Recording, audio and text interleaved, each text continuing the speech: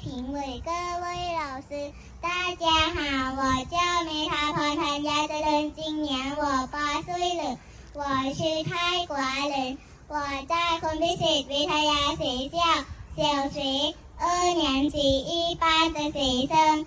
今天我要讲话题是快乐学中文。我有一个梦想，就是去中国读书，带爸爸妈妈去中国旅游。我很喜欢学习中文，因为老师很漂亮。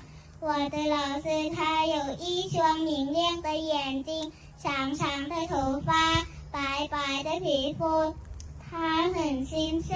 我的老师叫马新月，我最喜欢学习中文，因为老师教得很有趣。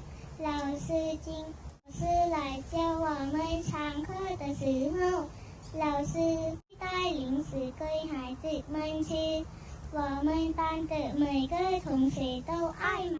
每天我想来学校学习中文，因为老师对我很快乐。学习中文，谢谢大家。